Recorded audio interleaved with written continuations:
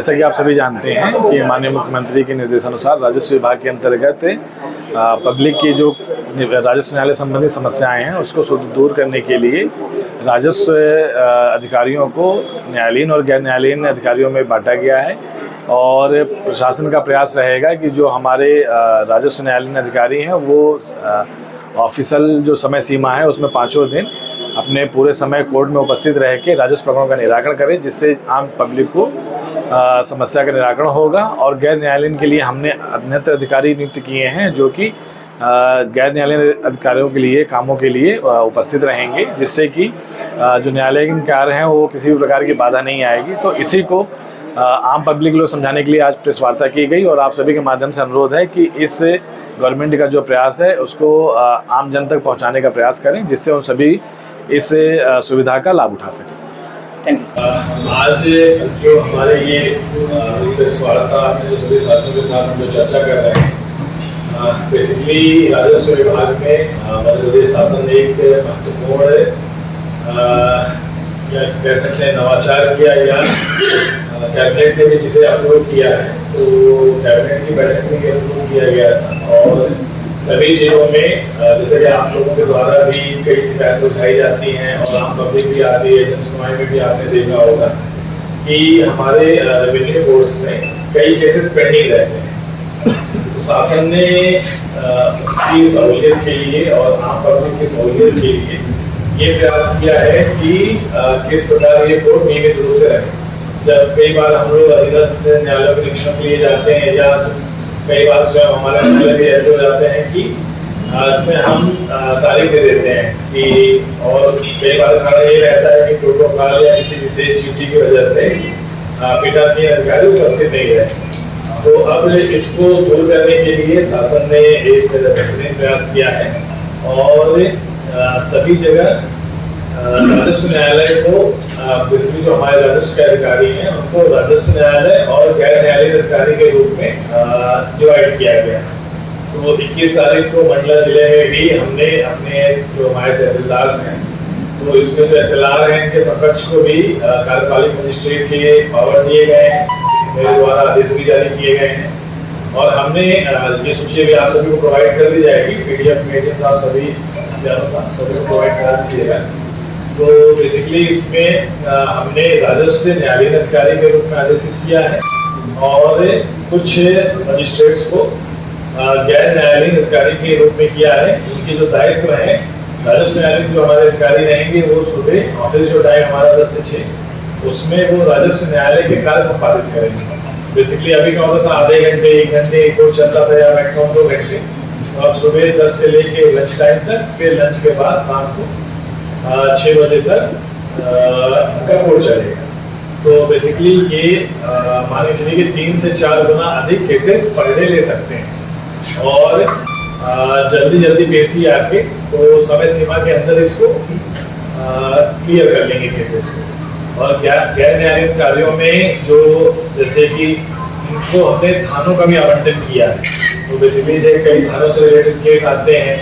100 पंचनामा वगैरह आता है, डायरेक्शन आता है, कार्यपालिक मजिस्ट्रेट के जो थाने के रिलेटेड कार्य होते हैं जो किए जाते हैं, 107, 116, 191 की जो कार्रवाइयाँ रहती हैं, BNS जो हमारी आई 2023 उसके अंतर्गत जो कार्रवाइयाँ करती रहती हैं, कई बार अतिक्रमण पे जो कार्रवाइयाँ करती रहती हैं और प्रोटोकॉल से भी संबंधित जो कार्रवाई करनी रहती है, तो जो गैर न्यायालयीन अधिकारी हमारे हैं उनके द्वारा ही ये कार्य किए जाएंगे। कई बार जो बहुत विशेष परिस्थिति होगी, जैसे कई बार होता है कि माननीय मुख्यमंत्री जी का या माननीय प्रधानमंत्री, राष्ट्रपति, राज्यपाल महोदय का, तो ऐसा कोई बड़ा कार्यक्रम होता है जिसमें विशेष लॉ एंड ऑर्डर और बहुत सारे अधिकारी की जरूरत पड़ती है, तो उन्हीं परिस्थितियों में कलेक्टर के ही आदेश से, मतलब ADM या अन्य अधिकारी SDM भी नहीं कर पाएंगे, कलेक्टर के ही आदेश से इनको उस पर्टिकुलर डे के लिए आदेश निकाला जाएगा कि हाँ इनकी ड्यूटी न्यायालय के अतिरिक्त लगाई जा सकती है। उसमें भी प्रयास करेंगे कम से कम ले पाए। तो इस पर्टिकुलर चीजों के लिए जो सरकार की महत्वपूर्ण घोषणा है, जिला प्रशासन आप सभी पत्रकार साथियों के माध्यम से अनुरोध करता है, निवेदन करता है कि इस जानकारी को आप इस जानकारी को तो इस जानकारी को अधिक से अधिक लोगों के बीच में पहुंचाएं। और जो हमारे किसान साथी हैं, सभी ऐसे पक्षकार हैं, हमारे कई जो न्यायालयीन सहायक हैं, हमारे वकील साथी हैं, तो इनको भी आप अपने इसके माध्यम से बताएं। और प्रयास रहेगा कि सप्ताह भर 10 दिन तक थोड़ा सा प्रचार प्रसार आपके माध्यम से भी हो जाए, और सप्ताह 10 दिन के बाद थोड़ा सा हमें मतलब मैं मंडे से इनकी टाइमिंग भी कि कितने बजे ये लॉग इन करते हैं और कितने बजे लॉग आउट करते हैं, तो सोमवार से इसका भी हम एडीएम साहब के द्वारा ये करेंगे, और इनकी टाइमिंग जो पंचिंग टाइमिंग है वो भी निकलवाएंगे। बट हम जो मॉनिटरिंग है मंडे से भी शुरुआत कर देंगे, और आप सभी से अनुरोध रहेगा कि एक हफ्ता 10 दिन समय दें इनको सेटल होने में। उसके बाद आप जो अपने कई बार होता है ना कि स्टिंग ऑपरेशन करते हैं या कई तथ्य हमारे संज्ञान में लाते हैं, तो आप सभी से अनुरोध रहेगा कि पॉजिटिव तरीके से ये थोड़े से हमारे संज्ञान में लाएं कि किस कोर्ट में जो आपके सब डिवीजन के जो साथी हैं उनसे भी चर्चा करके कि टाइम पे बैठ रहे हैं नहीं बैठ रहे हैं, ऐसा तो नहीं है कि इसके अतिरिक्त अन्य कार्यों में भी जा रहे हैं। तो ये सभी आपसे अनुरोध रहेगा कि शुरू के एक हफ्ता 10 दिन थोड़ा सहयोग दें राजस्व अधिकारियों को भी, और आपके माध्यम से अधिक लोगों को भी, खासकर गांव के सुदूर के लोगों को जहां पे अन्य साधन से जानकारी पहुंच नहीं पाती है, तो इसको थोड़ा सा सरल शब्दों में भी आप, चूंकि हमने तो शासकीय भाषा में आपको बताया है, तो इसको आप सरल शब्दों में भी उनको बता सकते हैं, और अधिक से अधिक इस योजना का प्रचार प्रसार कीजिए। माननीय मुख्यमंत्री जी की संवेदनशीलता, जो हमारे रेवेन्यू की कोर्ट चलते हैं और जो पब्लिक की क्या कहते हैं समस्याएं रहती हैं उनको सॉल्व करने में रहती है, और हमारा भी यही प्रयास रहता है कि जिला प्रशासन जो पब्लिक के कार्य हैं और विशेषकर जो रेवेन्यू से रिलेटेड कार्य हैं उसमें हम पारदर्शिता भी लाएं। ऑनलाइन चूंकि प्रक्रियाएं हो चुकी हैं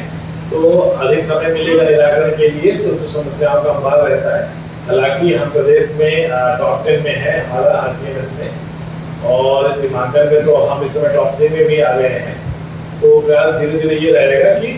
उत्तर स्थिति बहुत अच्छी बनी रहे, और अगर समय सीमा 45 दिन की है तो उसके अंदर ही हम निराकरण करने का प्रयास करें। तो इन सभी चीज़ों के लिए आप सभी पत्रकार बंधुओं को आज जिला प्रशासन और यादव साहब के माध्यम से आमंत्रित किया गया था। इसमें अगर आप लोगों को कुछ डाउट हो, कुछ सजेशन हो, तो आप लोग पूछ सकते हैं एक एक करके।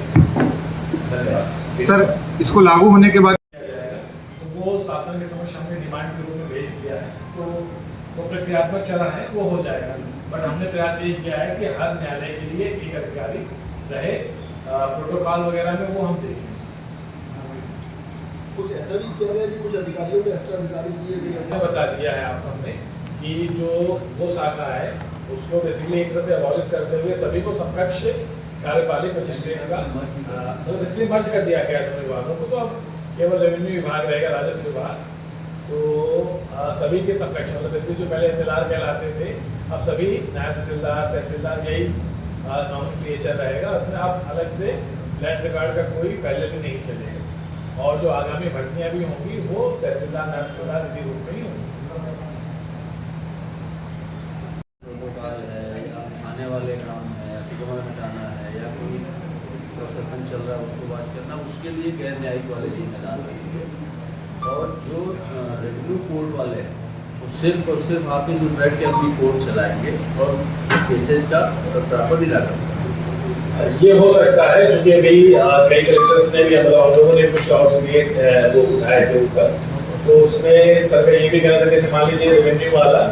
जो न्यायालय ने कई बार होता है ना कि न्यायालय के लिए सीमांकन या ये मौके पे देखने भी जाना है, तो अभी ये है मतलब वो जो अगर बाहर जाएंगे भी तो न्यायालय के कार्य के थ्रू जाएंगे, ठीक है। जैसे अब ज्ञापन वगैरह लेना है तो इनको हम डिस्टर्ब नहीं करेंगे, ज्ञापन के लिए जो संबंधित प्रोटोकॉल वाले हैं या गैर न्यायालय वाले अधिकारी वही आएंगे। कहीं धरना हुआ, कहीं रोड ओपन भी हुआ, कहीं हाँ ऐसे गंभीर लैंड ऑर्डर मतलब से बहुत गंभीर हो गया तो उस समय फिर केवल कलेक्टर की ही अनुमति से बेसिकली अपना ये न्यायालय छोड़े। PDF में न्याय को गैर न्यायिक अधिकारियों को लिस्ट मिल जाएगी।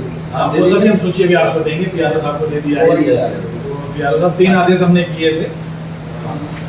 बेसिकली। ये 4 हमारे गैर न्यायालिक वाले हैं और ये हमने न्यायिक वाले निकाले हैं आदेश,